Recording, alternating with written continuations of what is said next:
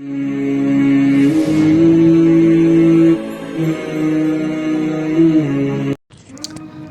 یہی آپ کو بات مثال سے سمجھا رہا ہوں، کیونکہ مثال سے نا بات بندے کو سمجھ میں زیادہ آتی ہے اور بیٹھ بھی جاتی ہے، تو آپ کو میں مثال دے کے یہی بات سمجھا رہا ہوں۔ دیکھیں، بندہ جب ڈاکٹر کے پاس جاتا ہے نا، تو ڈاکٹر صرف اسے دوائی نہیں دیتا، اس کے ساتھ اسے پرہیز بھی دیتا ہے نا، اسے کہتا ہے کہ یہ چیزیں تمہیں نہیں کھانی ہے، اگر تم کھاؤ گے تو تمہاری صحت اچھی نہیں ہوگی۔ ڈاکٹر شوگر والے پیشنٹ کو کیا کہتا ہے؟ تمہیں میٹھی چیزیں نہیں کھانی، تو وہ شوگر والا پیشنٹ میٹھی چیزوں سے کتنا بھاگتا ہے۔ اگر کسی کے یہاں مہمان آتے ہوں گے، آپ نے دیکھا ہوگا، تو کیا کہتا ہے؟ بھائی مجھے پھیکی چائے دینا، میٹھی نہیں دینا۔ اسے پتہ ہے کہ اگر مجھے صحت کا دھیان رکھنا ہے، اگر میں میٹھی چیزیں کھاؤں گا تو میرا نقصان ہوگا، میری صحت خراب ہوگی، میرا بی پی ہائی ہو جائے گا۔ ڈاکٹر کی بتائی ہوئی باتوں کی کتنی ویلیو ہے ہمارے دل میں، کتنا یقین ہے ہمارے دل میں۔ آپ اندازہ کریں، کیا اللہ تبارک و تعالیٰ کی ذات کے احکام پہ ہمارا اتنا یقین ہے؟ آپ دیکھیں نا، ڈاکٹر جیسی بھی حیثیت نہیں دیتے ان باتوں کو۔ اللہ تبارک و تعالیٰ کی ذات نے ہمیں صرف یہ نہیں بتایا، ہمیں دوائی صرف نہیں دی، لیکن اللہ تبارک و تعالیٰ کی ذات نے ہمیں روکا بھی ہے، اور جن چیزوں سے روکا ہے اس میں نقصان ہے۔ ایک بندہ فحاشی چیزوں میں مبتلا ہے، نہ وہ اسٹڈی صحیح سے کر پائے گا، کتنا نقصان۔ جو بندہ غلط چیزوں کو دیکھ رہا ہے، فحاشی مووی دیکھ رہا ہے، کہنے تو نہیں چاہیے مجھے، یہ گندا الفاظ اتنا ہے، جو چیزیں وہ دیکھ رہا ہے، تو کیا خیال ہے وہ اسٹڈی کر پائے گا اچھے سے؟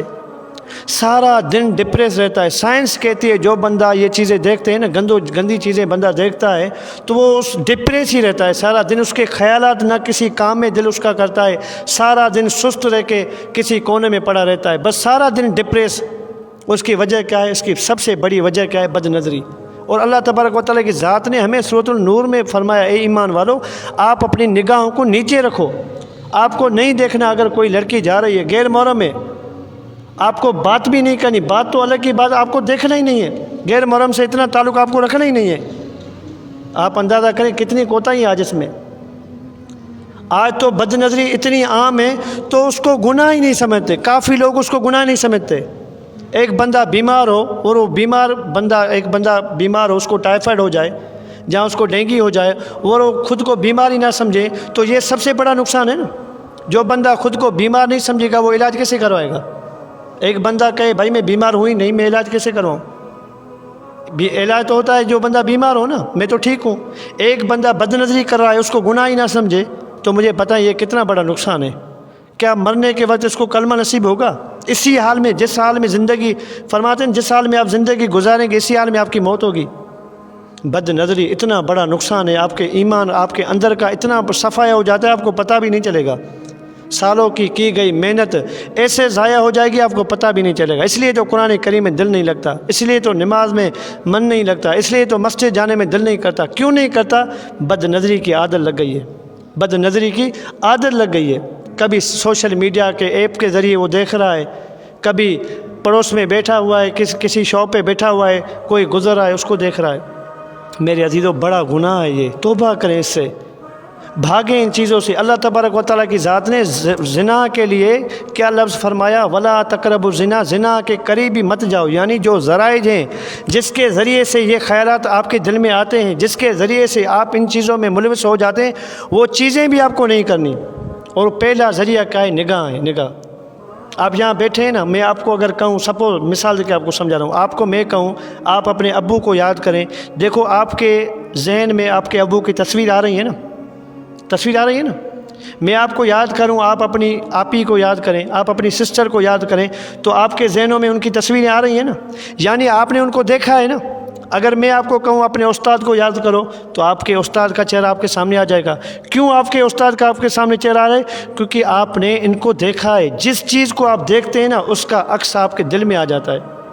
نبی کریم صلی اللہ علیہ وسلم نے کا ارشاد فرمایا کہ شیطان کے تیروں میں سے نگاہ ایسی ہے، شیطان کے تیروں میں سے ایک تیر ہے، جس جگہ پڑتی ہے اس کا عکس آپ کے دل میں آ جاتا ہے۔ آپ جس کو بھی آپ نے دیکھا ہے نا، میں اس کا نام لوں گا، آپ کے چہرے، آپ کے دماغ میں اس کی تصویر آ جائے گی۔ اور بندہ پھر کونے میں چلا جاتا ہے، روم میں چلا جاتا ہے، اکیلا ہوتا ہے نا، پھر اس کو یہ وسوسے آتے ہیں، پھر اس کو خیالات آتے ہیں، پھر وہ گندے خیالات آتے حتیٰ کہ بندہ گناہ کر بیٹھتا ہے، زنا کر بیٹھتا ہے۔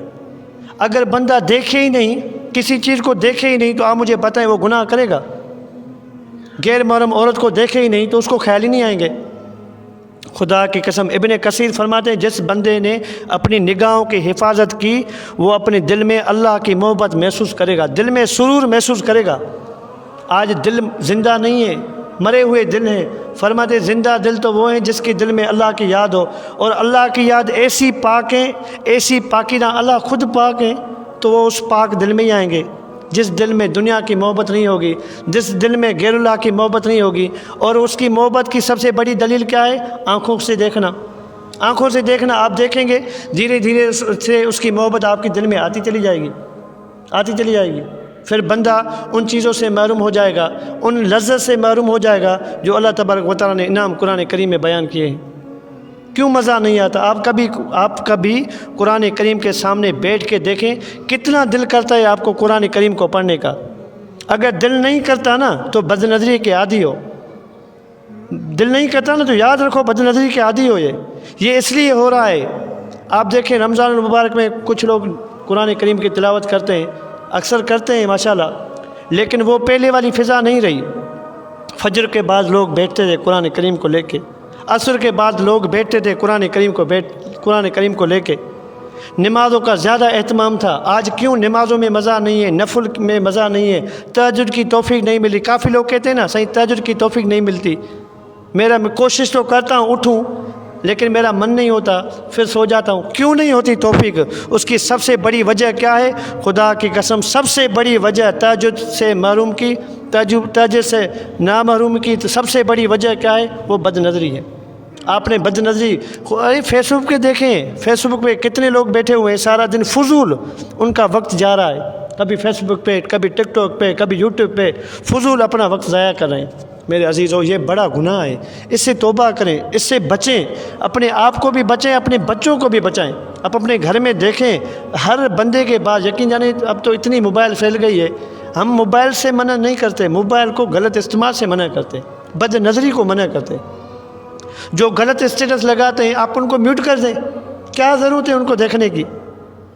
میوٹ کر دیں ان کو، بار بار دیکھ رہے ہیں اسٹیٹس پہ کسی نے کیا لگایا، کسی نے کیا لگایا۔ بھائی کوئی بندہ فحاشی چیزیں لگا رہا ہے اسٹیٹس پہ، آپ کیوں دیکھیں گے؟ وہ آپ کو یہ پتہ نہیں ہے کہ اللہ دیکھ رہا ہے؟ علم یعلم بان اللہ یرا، اللہ تو تمہیں دیکھ رہا ہے، خیال ہی نہیں ہے۔ وَنَعْلَمُ مَا تُوَسْوِسُ بِهِ نَفْسُهُ نَحْنُ أَقْرَبُ إِلَيْهِ مِنْ حَبْلِ الْوَرِيدِ۔ اے بندے میں تو تمہارے وسوسے سے بھی واقف ہوں، میں تو تمہارے وسوسے کو دیکھ رہا ہوں، میں تو تمہارے سب سے زیادہ قریب ہوں۔ یہ بندے کو خیال نہیں ہے، یہ نہیں سوچ رہا میرا اللہ مجھے دیکھ رہا ہے، 24 گھنٹے میرا اللہ مجھے دیکھ رہا ہے، میں بد نظری کر رہا ہوں۔ اور بد نظری کرنے کے بعد بندہ اتنے بڑے گناہ میں پڑ جاتا ہے، اس کو پتہ ہی نہیں چلتا کہ میں یہ کیا کر رہا ہوں، اور پھر آخر میں مرنے کے وقت کلمہ بھی نصیب نہیں ہوتا۔ اللہ معاف فرمائے میرے عزیزو۔ حضرت نبی کریم صلی اللہ علیہ وسلم کا ایک صحابی تھا، ثعلبہ نام ہے ان کا، میں نے یہ حدیث میں واقعہ پڑھا، حدیث میں آتا ہے کہ ایسے صحابی تھے، اب دیکھیں اللہ کا خوف ان پہ کتنا طاری ہوا، ایک مرتبہ صرف بد نظری ہوئی ان سے، ایک مرتبہ۔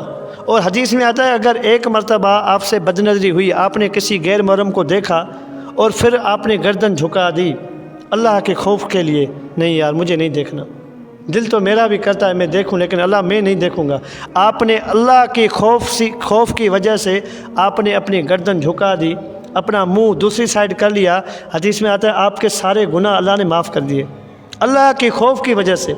دیکھیں نا پیکیج ہے نا، اللہ دیکھنا چاہتا ہے کہ میرا بندہ دیکھتا ہے کہ نہیں دیکھتا۔ اللہ تبارک جیسے ڈاکٹر نے ہمیں بتایا ہے کہ اس چیزوں سے تمہیں نقصان ہے، ہم ڈاکٹر کی باتوں کو آگے رکھتے ہیں، اللہ کی بات کو آگے کیوں نہیں رکھتے؟ کیوں نہیں رکھتے آگے بات؟ اچھا میں یہ واقعہ عرض کر رہا تھا، یہ حدیث میں آتا ہے کہ آپ علیہ الصلوۃ والسلام نے فرمایا ایک صحابی ثعلبہ کو فرمایا کسی کام سے بھیجا ان کو، تو وہ صحابی گئے کسی کام سے، اللہ کی شان جب وہ وہاں جا رہے تھے تو وہاں پہ انہوں نے کسی عورت کو دیکھ لیا کسی حالت میں، تو جیسے دیکھا اللہ کا خوف اتنا طاری ہوا اس صحابی پہ، اتنا ثعلبہ کو اتنا خوف اللہ کا طاری ہوا، وہ نبی کریم صلی اللہ علیہ وسلم کی محفل میں ہی نہیں گئے کہ یار میں نے اتنا بڑا گناہ کر دیا، میں نے اللہ کو ناراض کر لیا، میں نے بد نظری کر لی، میں نے تو زنا کر لیا معاذ اللہ۔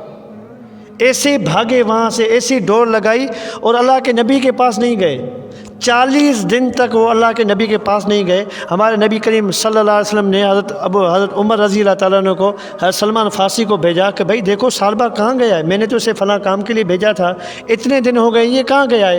حضرت عمر رضی اللہ تعالیٰ عنہ اور حضرت سلمان فارسی اس کو ڈھونڈتے ڈھونڈتے گئے، ایک جبل کے پاس پہنچے، ایک پہاڑ کے پاس پہنچے اور ایک بندے سے پوچھا کہ بھئی ایک ایسا نوجوان لڑکا ہے، آپ نے کہیں دیکھا ہے؟ اس نے کہا کہ ہاں یار ایک بندہ ہے لیکن بڑا روتا ہے، بڑا روتا ہے۔ اور فرمایا کہاں ہے وہ؟ فرمایا وہ اوپر پہاڑ پہ رہتا ہے۔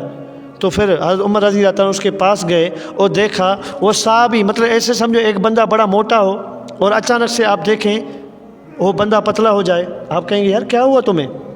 وہ صحابی ایسے اللہ کے خوف سے ایسی ان کی کنڈیشن ہو گئی تھی، ایسے ہو گئے تھے جیسے کوئی چوزا ہو جاتا ہے، بالکل پتلے ہو گئے اللہ کے خوف کی وجہ سے کہ یار میں نے یہ کیا کر دیا۔ اتنا خوف تھا صحابی میں۔ آپ اندازہ کریں آج ہمارا حال کیا ہے۔